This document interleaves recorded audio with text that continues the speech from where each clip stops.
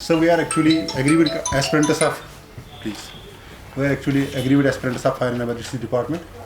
Fire and emergency department ने 2013 में vacancies निकाली कुछ 700 से ज़्यादा ही कुछ सर है।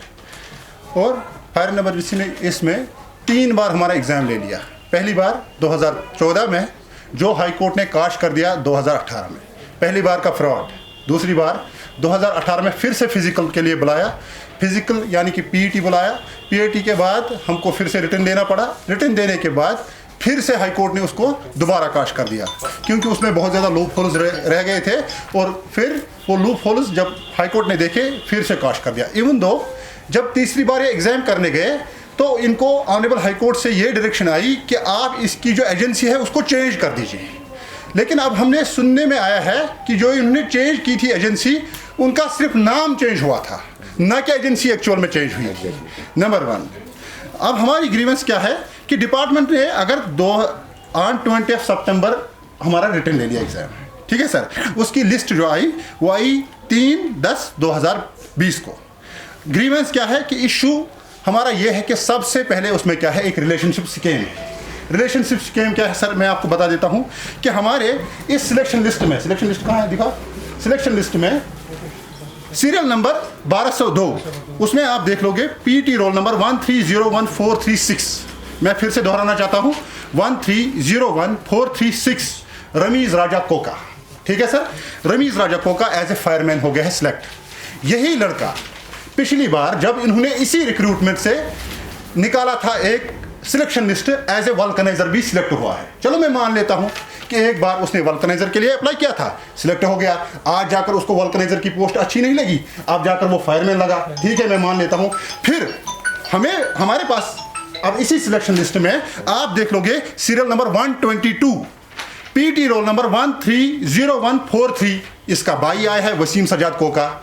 अब एस्पिरेंट्स को ये समझ में नहीं आती है कि एक आदमी 2 नाम लेकर कैसे चल सकता है। अगर ये दूसरा आदमी नहीं है तो इसका मतलब ये है कि इसी आदमी के 2 नाम है, जो ये एक साल में एक नाम रखता है, दूसरे साल में दूसरा नाम रखता है।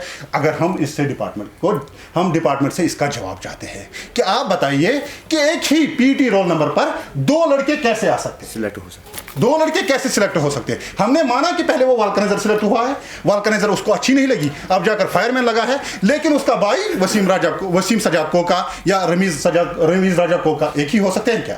मैं आपसे ये सवाल करता हूं।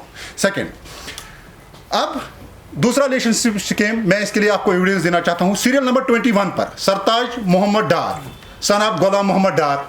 दूसरा इसका भाई serial number 134 Azharuddin Dar son of Ghulam Mohammad Dar. तीसरा इसका भाई serial number 171 Nisar Hussain Dar son of Ghulam Mohammad Dar. Serial number 334 Mehrajuddin Dar son of Ghulam Mohammad Dar. हमें समझ में ये नहीं आता है कि सिर्फ एक ही खानदान में वही पढ़े लिखे हैं और हम पागल हैं।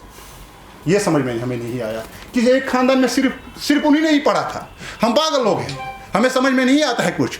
ये एक और वो कौन है मुझे उससे, सीरियल नंबर 53 खुर्शीद अहमद शाह अब्दुल रशीद शाह।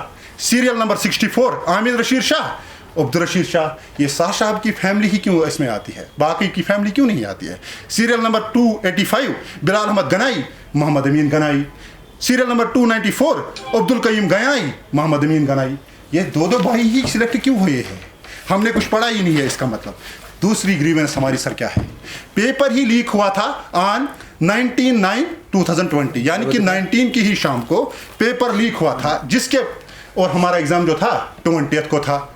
इसके लिए हमारे पास जो सबूत है, ये व्हाट्सएप की मैसेज 11 बजे एग्जाम, ये 7 बजे ही वायरल हो गया, 7:35 AM। यहाँ देख लीजिए आप, हम तो झूठ तो नहीं बोल रहे हैं, ये हमारे पास इसकी मैसेज है। सेकंड, अब एक एस्पिरेंट इसमें सिलेक्ट हुआ है जिसकी एज है 1/1/1970, यानी कि साहब जी उस वक्त ओवर एज हो चुके थे जब 2 years old रिक्रूटमेंट हो गई, जब नोटिफिकेशन आई तब ओवर एज हो चुके थे। आप कैसी लिस्ट में है? उनका तो फॉर्म ही सिलेक्ट नहीं होना चाहिए था। नंबर 1, शायद फायर एंड इमरजेंसी को इनसे कुछ ज़्यादा ही लगाव है, तब जाकर इनको 2 साल और दे दिए। कोई बात नहीं साहब, उनको कोई ज़रूरत नहीं है, आप 28 नहीं 30 ईयर भी चलेंगे। यानी कि इस वक्त साहब जी 50 ईयर के हैं, वेल एज मेरे फादर जो है 49 ईयर के ही है। ठीक, अब इसका serial number 176 Sayar Ahmad Thukar son of Mohammad Afzal Thukar, ये सबूत के साथ हम बोल रहे हैं आपकी लिस्ट से। ठीक सर, अब एक और सवाल मैं इनसे करना चाहता हूं कि हमारे पास एक ड्राइवर साहब है जो 8th पास है। आप कहोगे कैसे 8th पास है? सर, इसमें ड्राइवर वही लगता है जिसके पास एक वैलिड हिल लाइसेंस। ठीक, हिल लाइसेंस उसी को देते हैं जिसने कम से कम 15 साल गाड़ी चलाई हो। ठीक, उसी को हिल लाइसेंस मिलती है, नहीं तो आम ड्राइवर को हिल लाइसेंस नहीं मिलता है। यानी कि जब आपकी एज 28 है, आपने 20 साल गाड़ी चलानी हुई होगी, तब जाकर ही आपको हिल लाइसेंस मिलती है। यानी कि सिर्फ आप स्कूल 8 साल गए हैं, मान लीजिए 8 नहीं 10 साल हो गया। साहब जी ने 93 स्कोर किया है और यहां जाकर पीएचडी और एमफिल जो 61 स्कोर कर रहा है, ये कहां का इंसाफ है? मुझे समझ में नहीं आता है कि 6 साल की उम्र में, 8 साल की उम्र में साहब जी को समझ में नहीं आता होगा ABCD तक, ये यहां से 93 स्कोर कर रहे हैं। ठीक सर, अब डिपार्टमेंट ने पहले से ही 6 मार्क्स ग्रेस दे दिए। 6 मार्क्स क्यों ग्रेस देने हैं सर? एक और मैं एग्जांपल आपको देना चाहता हूं। वहां पे एक किताब आई थी बेबूज नामा, जो सिख पीरियड में लिखी होगी, फायर एंड इमरजेंसी को ये पता नहीं होगा, सिख पीरियड में लिखी गई, हमीदुद्दीन शाहबादी उसका राइटर है, मुझे पता है ये। तो वहां पे ऐसा क्वेश्चन आया था। फिर दूसरे दिन अच्छा सा सवाल है, अच्छे से आया था क्वेश्चन पेपर में, मान लेता हूं मैं, हमीदुद्दीन शाहबादी राइटर है, आपने ग्रेस क्यों इसको दे दिया? हमें ये समझ में नहीं आया क्यों दिया ग्रेस, ये तो ठीक क्वेश्चन है। दूसरा वहां पे आया था वो nth टर्म 1, उसका आंसर है, अच्छे से दिया, आपने ग्रेस दे दिया। फिर दूसरे दिन जब आपको लगा, फिर आपने वो ग्रेस कम कर दिए 4। अब मैं बता देता हूं इनको लॉजिक बता देता हूं कि इनने 4 ही क्यों कर दिए वो सर, क्योंकि इनका जो फर्स्ट एस्पिरेंट सिलेक्ट हुआ है उसके 96 मार्क्स है। अगर वो 4 मॉडिफाई नहीं करते तो साहब जी 100 में से 100 ले आते, 100 में से 100 ले आते वो। ये हमें समझ में नहीं आया कि विद इन टाइम आप अगर आपको भी कहूं मैं कि आप ABCD 3 बार लिख लीजिए, आप भी 2-4 गलतियां करोगे, क्योंकि आपको टाइम का भी ख्याल रखना है। तो यहाँ पे 100 आउट ऑफ 100 ले आता है। अब हमारी ग्रीवेंस क्या है या हमारी गुजारिश क्या है? हमारी गुजारिश LG साहब से, क्योंकि हमें उसके बगैर किसी पर अब भरोसा है ही नहीं। हमारे ऑफिसरान साहिब जो है उनसे हमने बात भी की, तो वो कहते हैं कि हम देखेंगे, ये देखेंगे। आज तक देखा आपने सिर्फ 2013 से 2020 में भी सिर्फ आप देखते रहे। हमारी गुजारिश सिर्फ LG साहब से, जब भी आपने 370 एब्रोगेट किया जम्मू कश्मीर का, तब आपने जम्मू कश्मीर के अवाम से एक वादा किया कि अब जाकर वो नहीं होगा जो अब तक हो रहा था। लाइक एज जो हमारे पॉलिटिशियन साहब थे, जो यहाँ पे करप्शन हो रहा था, उस करप्शन को आप जड़ से खत्म करोगे। तो सबसे पहले मैं यहाँ कहना चाहूँगा कि अगर आपको एक एग्जाम्पल चाहिए, सबसे बड़ा स्कैम आपके सामने फायर एंड इमरजेंसी रिक्रूटमेंट है। पहले इसको ठीक कर दीजिए, तब जाकर हमें एहसास होगा शायद कि आपने जो वादे किए हैं हमसे, ये शायद सच है। आगे हम गवर्नर साहब से फिर से अपील करना चाहते हैं, मेहरबानी करके इसमें टाइमली इंटरवीन कीजिए। टाइमली इंटरवीन क्यों करना है? क्योंकि आप बताइए मुझे, संडे को ऑफिस खुले रहते हैं या बंद रहते हैं?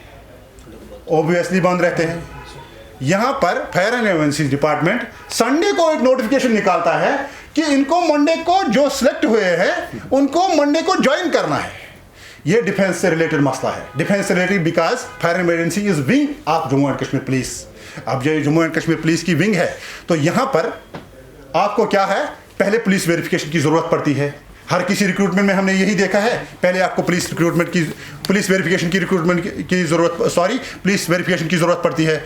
लेकिन यहाँ ना आपको वेरिफिकेशन चाहिए, ना आपको ये देखना है कि इन्होंने पढ़ा है या कुछ, simply by giving a magistrate, आपको क्या देना है, एफिडेविट देना है मजिस्ट्रेट के पास, आप ज्वाइन कर लीजिए टेम्पररी। ऐसा क्यों? Why is fire and emergency in such a hurry while you are not in hurry since last 7 years? आप 7 साल से कोई आपको जल्दी थी नहीं, जब आपने 3 बार, 4 बार, 6 बार ये हंगामा किया, 6 बार। मैं उनसे एक ही सवाल करता हूं, अगर आपको यही करना था, हमारे 7 साल आपने ज़ाया क्यों कर दिए? हम ओवर एज हो गए हैं और इसके जिम्मेदार आप लोग, क्योंकि आपने हमें 7 सालों से लटका के रखा है। अब हम जाए तो जाए कहाँ? मैं फिर से अपील करना चाहता हूँ LG साहब से कि इसमें मेहरबानी करके टाइमली इंटरवीन कर लीजिए, क्योंकि हमारे पास और कोई चारा बचा नहीं है। अब जब चारा ही नहीं बचा है तो गरीब आदमी जाएगा कहाँ? तब जो हालात होंगे वो वो एडमिनिस्ट्रेशन ही फिर उसकी जिम्मेदार होगी। ठीक, और तो और दूसरी बात, आजकल हमें एक अजीब सा मंजर देखने को मिल रहा है। क्या मंजर? वो मंजर ये है कि जनाब हम डेमोक्रेसी में हैं कि हम डिक्टेटरशिप में हैं, कि it is an democratic dictatorship. अब हम कहीं असेंबल पीसफुली होना चाहते हैं, हमको मिलने ही नहीं देते। अब हम कहीं पार्क में जाते हैं, पुलिस वहाँ हमें घसीट के ले जाती है। ऐसा क्यों? क्या ये वायलेशन फंडामेंटल राइट्स की नहीं है? हमें भी फंडामेंटल राइट्स पता है। Article 19 of Indian constitution assures we people that there should be a peaceful expression. Express हमको करने ही नहीं देते हैं। हमारे पास और कोई मीडियम है ही नहीं, सिर्फ प्रेस के सिवा। बाकी हमें बाहर कहीं असेंबल होने नहीं देते हैं। ऐसा क्यों? क्या मैंने मास्क नहीं पहन रखा है? सिर्फ कोविड की बीमारी हमको लगती है, उन पुलिस वालों को नहीं लगती जो वहाँ दर्जनों खड़े रहते हैं। समझ में ये हमें नहीं आया। अब हमें समझ में एक बात आई, शायद ये आपकी मिली भगत है, तब जाकर ही हमें असेंबल आप होने नहीं देते, कोर्ट जाने नहीं देते। कोर्ट जाने से हमें क्यों रोक रहे हो आप? डेमोक्रेसी में हमारा हक बनता है कि अगर हमारी बात कोई नहीं सुन रहा है तो कोर्ट सुनेगा। हम कोर्ट जाना चाहते हैं, कोर्ट क्यों नहीं जाने देते? हमको कोर्ट क्यों नहीं जाने देते? वहां से धक्के मार के लाठी चार्ज करके हमको क्यों भगा रहे हैं? ये हमारी आपसे जेन्युइन डिमांड है। अगर आपको लगता है कि मेरी कुछ बातें गलत है तो आप मुझे इसके लिए सजा भी दे सकते हैं। We are ready to face any kind of action अगर हम कुछ गलत कर रहे हैं। और हमारी गवर्नर साहब से ये अपील है, अगर इस बारे में उन्होंने अच्छी तरीके से वेरिफिकेशन नहीं की तो उसकी जिम्मेदार जो भी होंगे गवर्नर साहब होंगे। स्टूडेंट्स, हम हर एक स्टूडेंट रोड पे आ जाएगा, उसका जिम्मेदार गवर्नमेंट होगा। और अगर हम जहांगीर चौक में पीसफुल प्रोटेस्ट कर रहे थे, आपस में बात ही कर रहे थे, ना कि प्रोटेस्ट कर रहे थे। हम जब फायर एंड सर्विस ऑफिस के पास जा रहे हैं, हमें पुलिस वाले वहां पे गाड़ियों में घसीट घसीट के बैठा रहे हैं। क्या हम टेररिस्ट हैं? क्या हम टेररिस्ट हैं? हम क्या कर रहे हैं? हम बात किसको बोलें? ये तो आपके हम शुक्रगुजार हैं जो हमारी यहाँ पे मीडिया है, उन्होंने हमें बहुत सपोर्ट किया। 1 बजे तक तो हमारी फ्रस्ट्रेशन आ गई थी कि हम लोग, बच्चे हमारे फ्रस्ट्रेट हो रहे हैं। या तो इनको फिर और कोई कदम उठाना है। अगर गवर्नर साहब इस बारे में कोई भी एक्शन नहीं लेंगे तो ये हुकूमत, यूटी गवर्नमेंट हुकूमत को ये बहुत बड़ा इसका जवाब देना पड़ेगा। आगे अगर कुछ भी इसके बारे में होगा तो उसकी जिम्मेदार जो भी होगी यूटी गवर्नमेंट, गवर्नर साहब होंगे हमारे।